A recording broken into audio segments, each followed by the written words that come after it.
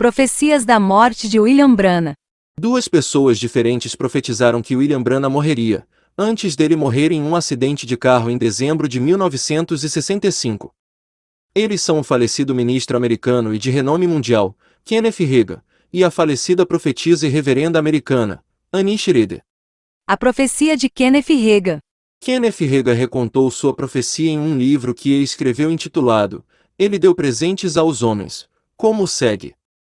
Outro exemplo de predição particular ocorreu em meu ministério em janeiro de 1964. Nessa profecia, o Senhor também disse, no final de 65, aquele que agora está na vanguarda do ministério de cura como profeta será tirado do caminho. Ele dará um passo em falso e Satanás destruirá sua vida, mas seu espírito será salvo e suas obras o seguirão. Antes de 66 chegar, ele terá ido embora. O passo em falso, que William Branham aparentemente deu estava levando as pessoas a acreditarem que ele era Elias, o profeta, e o mensageiro da aliança, como é evidente nos relatos e correspondências que se seguem. Em seu livro, Kenneth Reagan refere-se especificamente ao ex-ministro americano, Gordon Lindsay, que viajou extensivamente com William Branham como gerente de campanha a partir de 1947. Nele, Reagan reconta como ele trouxe a profecia à atenção de Lindsay, e como Branham não ouviu Lindsay. Depois ele o advertiu sobre a profecia e seus ensinamentos, como segue. Eu levei essa profecia ao irmão Lindsay, porque é bíblico que outros homens espirituais julguem a profecia. Eu nunca tornei isso público. Os profetas cometem um erro ao divulgar publicamente algumas dessas coisas. Em 27 de dezembro de 1965, minha esposa estava no salão de beleza, e ligou para casa para dizer que esse ministro, que era o principal profeta na época, sofreu um acidente de automóvel. Ele estava inconsciente e os médicos disseram que ele nunca recuperaria a consciência. Eu disse a ela, não adianta rezar. Ele estará morto dentro de 2 ou 3 dias. Eu disse isso porque me lembrei do que o Senhor havia dito naquela profecia. Então o Senhor me explicou.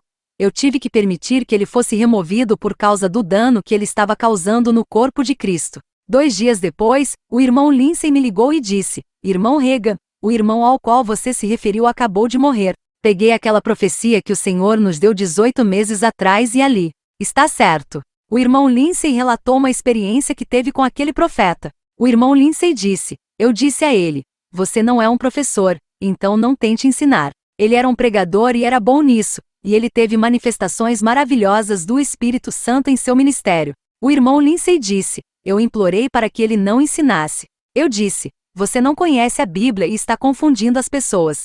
Deixe o ensino da Bíblia para os professores. Apenas vá em frente e pregue e exerça a palavra de conhecimento, e dons de cura como o Espírito deseja, e seja uma bênção para o corpo de Cristo. Esse profeta disse ao irmão Lindsay, sei que não sou professor, mas quero ensinar. E eu vou ensinar. Freda Lindsay confirma a profecia de Reagan.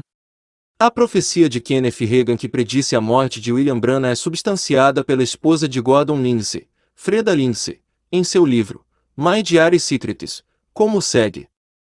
Um dia Kenneth Reagan entrou em nosso escritório. Ele entregou a Gordon um pedaço de papel no qual estava escrita uma profecia que ele disse que o Senhor havia lhe dado.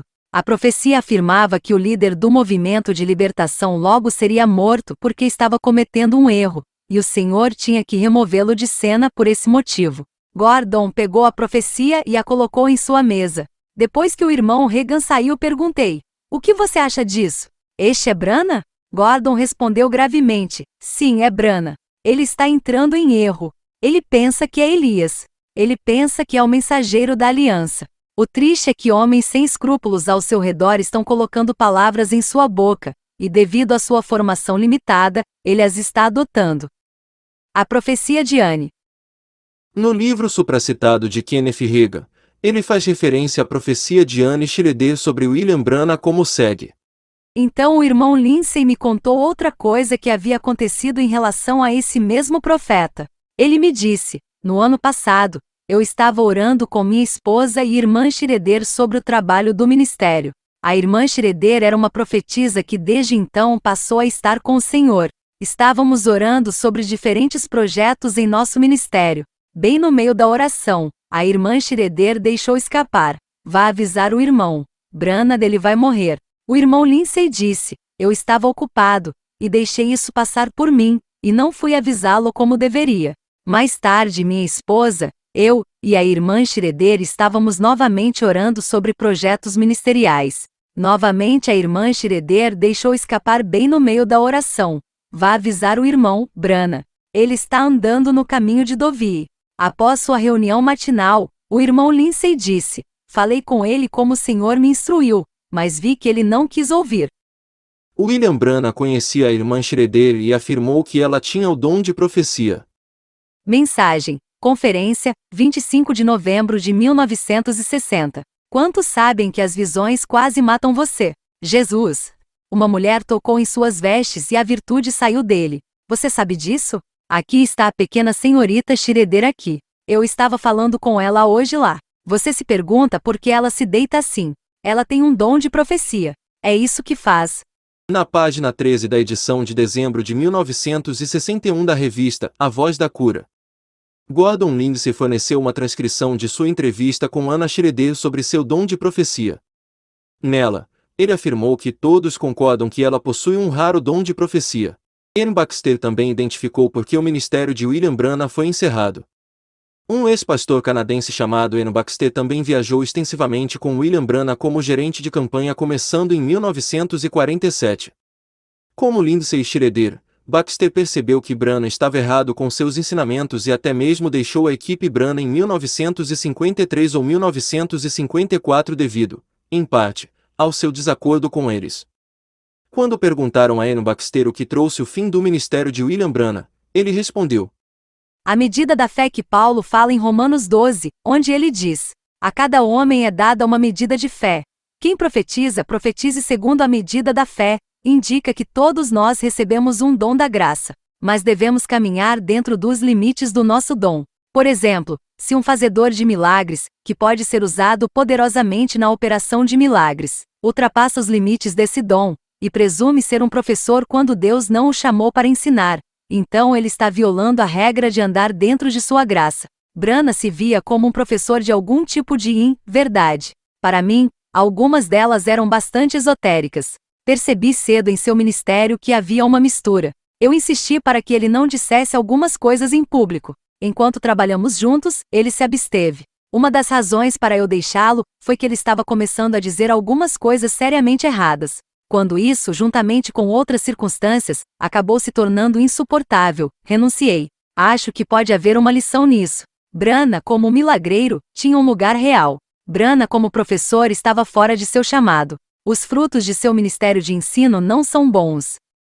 Quando Ian Baxter também foi perguntado sobre o que ele achava ser uma das principais coisas que podemos aprender com o avivamento de cura e o ministério de William Branham e outros, ele respondeu: essa é uma excelente pergunta. Acho que precisamos aprender com isso a natureza absolutamente obrigatória do princípio da pluralidade. Nenhum homem, por mais talentoso que seja, pode se dar ao luxo de violar a pluralidade e andar sozinho. Número 2. Eu diria que isso aponta para a grande necessidade de permanecer em seu chamado ou dom, e não fazer uso de tudo que você ganha com esse dom para entrar em outras áreas. Acho que também aponta a necessidade de ter uma comunidade responsável para receber os frutos desse tipo de ministério evangelístico. Se os convertidos não forem levados a uma comunidade ou igreja bíblica do Novo Testamento, eles se tornarão seguidores de um homem que não pode desenvolvê-los até a maturidade. Eu acredito que esses princípios são muito básicos. Além disso, o homem não vive somente de milagres, mas de toda palavra que sai da boca de Deus. Milagres e sinais e maravilhas não são comida. Se você tenta viver dos sinais, obtém uma nutrição desequilibrada.